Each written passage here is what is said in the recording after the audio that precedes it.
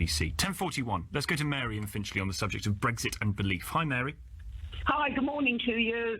I have yet to see or hear anybody talk about or to see anything about what the European Union as a whole are going to lose without a deal, and each country what they're going to lose without a deal, to see what their side of the, you only do our side, what we're going to lose and what are they going to lose? Yeah, I agree. If we don't do trade, why does nobody ever talk about it? Well, I suppose because it's very hard for a government of one nation to look into the coffers of another nation and explain how much they're going to lose if there is no deal. But it's not without sort of outside your remit, it's journalists' remit, to find out exactly how much they're going to lose by not dealing with us, each country. What's Poland going to lose? What's everybody going to lose? And without our contribution, the money, what are they each going to lose by not trading with us? So we're in agreement then, Mary, that no deal would be a bad outcome for everybody. Yes, but nobody talks about how bad an outcome it is for them, and why Barnier is sort of like, everybody says about, he's going to do this, and well, what are they going to lose? Why has nobody ever challenged him? I think probably Nigel Farage has, but nobody ever seems to talk about it, what they have said and what he said, how much they are going to lose. Not just our money, but each country with trade. Perfectly fair point. Perfectly fair question to ask. But the ultimate answer is, if they are going to lose, which it does seem like they are, it might be, I don't know what the figures are, so it's hard to say whether it would be more or less than the United Kingdom, but you can look into trade relationships and how much money goes back and forth between the two blocks, between us and the European Union. But the end point is that you agree with me that no deal would be a bad outcome for everybody. No, I don't. How? How?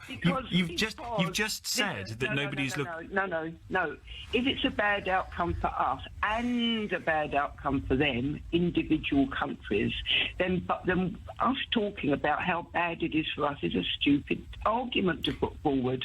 If you don't also say, and Barnier doesn't admit that it's going to be an awfully difficult time for all the countries for all the reasons, and tourists and medicine and everything else they say that's bad for us. Well, it's going to be equal, but nobody says it, so put the pressure on Barnier, not on us.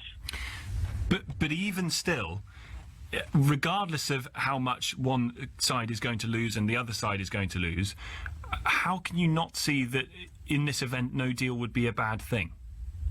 Because if it's just as bad for them, then they won't want it. But nobody sees that. But if that's the case, and let's say that is the case, and in fact everything that Barnier and the European Commission have said is they don't want a no deal either, and the UK doesn't want no deal. It's got to prepare for one, but it doesn't want one. It's trying for something else.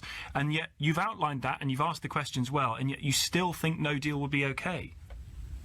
Well, if it's okay for them, it'll be okay for us. But it's not okay. You've just said that it would be. You've just said that we would lose as a result. That there would be 80 billion borrowing and all the rest of it, and all this medicine stuff. You've just outlined how much the EU might not want a no-deal scenario because of the losses that will be brought upon their economy. And your questioning is, well, why isn't that talked about more? Fine, but fundamentally, no deal is a bad thing, isn't it? You're saying that? I don't think it is a bad deal, a bad scenario, because why would they want 27 countries to be in the same situation as they believe they're putting us, or the talk is here? Yeah. Oh, it's going to be awful for us. But if you say, all these people, and you found out how much, we wouldn't be asking just us.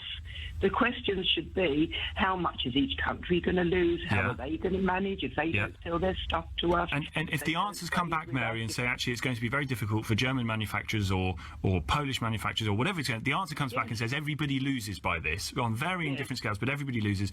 But you're still happy that no deal is a good outcome and a good option? Very good deal. I don't know what to do. 0345 6060 973. Mary, thank you. 10:46. If you think that leaving means totally withdraw, and even on Mary's point, when Mary's own analysis, own belief, is that it would damage the United Kingdom and it would damage the European Union, and yet you're still okay with it, you're never going to be happy. You're never going to be happy. And this is just going to go on and on and on and on and on. Nick's in Colnbrook. Hi, Nick. Hi, Tom. I only wanted to come from a slightly different angle. I've always distrusted the EU. I've always distrusted MPs. Just the scandals we've had in the past is proof enough of that. My point I wanted to make was that Tony Blair recently, when he went over to the EU, made an absolute fortune. How many other peers are also earning EU pensions from this? I know of a few that I read, 90,000, 370 odd thousand. They're getting per year. Sure. What did they do to actually get that, and what are they getting it from? And at the end of the day, it's got to come out of the poor man's pocket. So just to come again, the stats and figures about who's getting what pensions from where I don't have. But let's say the Sun newspaper was where Sure. I got it from off the internet. I'll be honest. So I always have to be a bit careful when No, I understand. We all distrust it, but I think it's true. But the trust issue is the key bit here, isn't it? That if you were to accept part of your pension from an EU scheme, are you saying that you cannot therefore be comprehensively critical or have your own mind and critically think about? You can't be a Eurosceptic if you're involved with the European Union in some way financially, is what you're saying. I don't know how we trust any of them. And dare I say it, look at the breach that Boris was going to have built. 20 million quid is missing. Nobody's inquiring about it. So just to go back to that, hey, Boris, pay it back. You stole it. So just to be absolutely clear about what you're saying. Hang on a sec, Nick. Just be absolutely clear about what you're saying. If you are involved financially in some way with the European Union, you can't be a proper Eurosceptic. I'm just wondering, like I said, that you end up where these people have made a fortune. Mm-hmm. They fiddled us in the first place. They were put in the papers saying they were on the con, and yet they've moved on to the EU, and now are getting large quantities of money given to them in pension. So if you're involved financially with the EU, your Euroscepticism has to be questioned because of you're compromised by the money, right? That's the broad point about what you're saying, correct? Sure. Okay. I think it all comes down to money, doesn't it? They always say follow the money.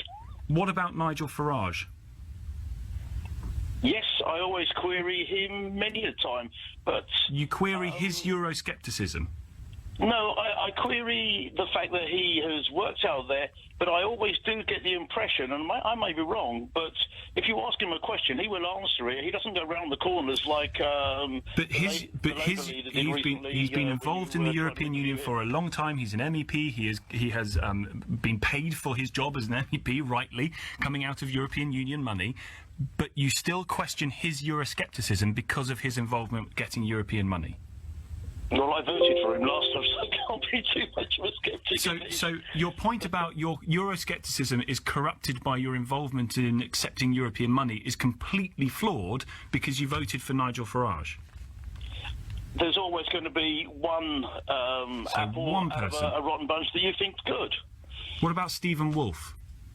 I don't know of him, I'm afraid. Former UKIPper, was involved in the European Parliament, big lever. These people are voting to end their own jobs. Sure. So him as well. I wish I was more up on some of the subjects. I'm not. I have to be honest. So I just very wary when you end up where another country basically is becoming a bigger country under this EU flag and telling us how we're going to do things with things that we totally disagree with, and we don't have a right to be able to argue about it. And this is what we're fighting for. And at the end of the day, the mistake that the whole system went wrong, the poor at the bottom of the pile, we're not going to get harmed as much as the ones at the top, and they gave us a chance to vote for it. And we turned around and said, our chance. Sure, but just to come... And this is where it's bitten them in the backside. Just to come back to your first point, that Euroscepticism is undermined by your closeness to the European Union, you would accept, hopefully, maybe, that is undermined by people like Nigel Farage, who led the Eurosceptic movement for a long time. Sorry, say that to me once more so I can go into my numb brain. No, don't worry. It's early in the morning. Ish. It is. Ish. I've been up since 4. That's fine. No, I understand. Just one more time. Your Euroscepticism is corrupted or not to be trusted because of your connection to European money, to EU money, your involvement in the financing of the European Union.